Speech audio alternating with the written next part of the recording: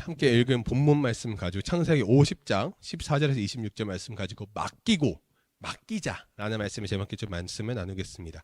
오늘은 요셉 이야기의 마지막입니다. 오늘 가장 설교의 큰 틀의 내용은요, 아버지 요셉과 야곱과 요셉이 죽게 되는 이야기라는 사실이죠.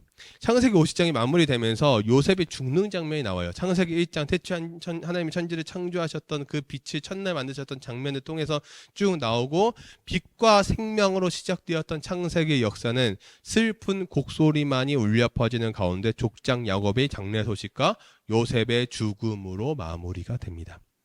50장의 13절까지는 아버지 야곱과 장례를 치르는 장면이 나오고요. 14절에는 애굽으로 돌아오고, 15절부터는 형들을 요셉이 위로하는 장면, 22절부터는 요셉이 110세까지 살며 죽는 이야기가 나오고, 그리고 오늘 본 말씀은 형들을 위로하는 요셉의 모습과 생을 마감하는 장면이 나온다는 것이죠. 15절에 보니까 이렇게 나와 있습니다. 요셉의 형제들이 그들의 아버지가 죽었음을 보고 말하되, 요셉이 혹시 우리를 미워하여 우리가 그에게 행한 모든 악을 다 갚지는 아니할까 하고. 형들의 걱정은 무엇이었습니까? 형들의 걱정은 다른 것이 아니었어요. 이제 아버지도 돌아가셨으니 혹시나 요셉이 우리가 미워서 여태까지 우리가 했던 행동들을 악으로 갚지는 않을 것인가 라고 하는 두려움이 있었다는 것이죠. 왜요? 왜 그럴까요? 우리는 죄인의 일반적인 심리를 갖고 있기 때문이죠. 죄의 기억은요, 사람의 머리를 떠나지 않고 불안하게 만듭니다. 그러나 여기서 주목할 것은 요셉의 형제들이 부당한 피해를 두려워한 것이 아니라 당연한 보복을 두려워하고 있었다는 거예요.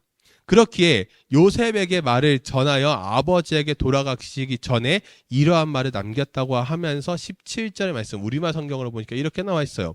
정말 간절히 부탁한다. 비록 네 형제들이 너에게 악을 행하였을지라도 너는 내 형제들과 죄와 허물을 다 용서해 주어라 하고 말입니다. 그러니 아우님, 아버지의 종들, 하나님의 종들이 지은 죄를 제발 용서해 주십시오. 요셉은 이 말을 듣고 울었습니다.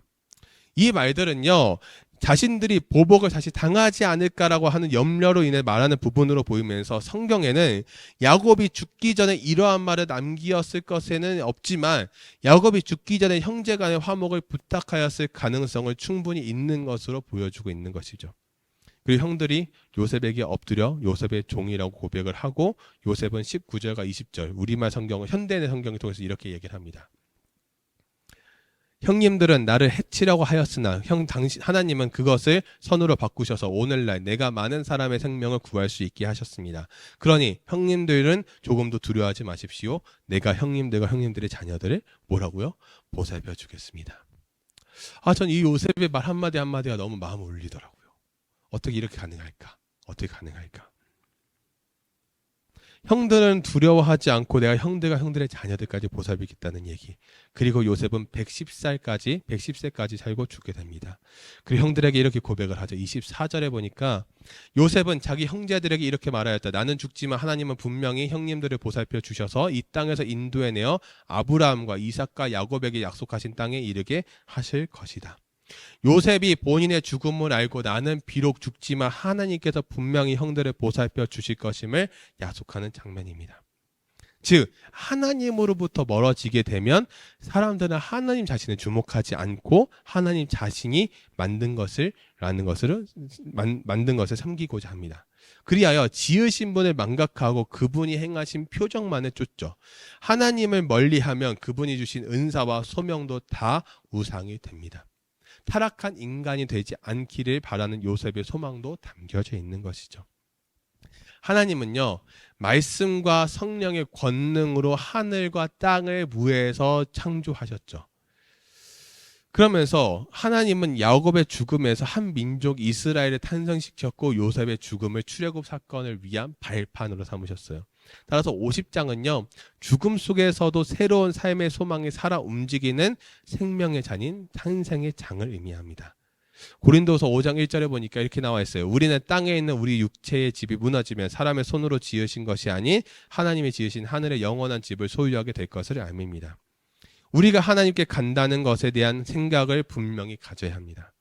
요셉이 하나님께 모든 것을 맡기고 하나님께서 인도해 주시는 길에 따라 행동한 것과 같이 요셉의 인생에 있어서 힘든 일도 많았지만 결코 그의 삶을 포기하지 않으셨습니다. 하나님이 함께하기 때문이죠. 여러분의 인생 가운데서도 하나님이 함께하기를 주님의 이름으로 소망합니다. 언제나 하나님은 변치 않고 여러분과 함께하세요. 그 믿음, 소망, 사랑, 신뢰를 가지고 나아가는 우리 모든 청소년들이 되기를 주님의 이름으로 소망합니다.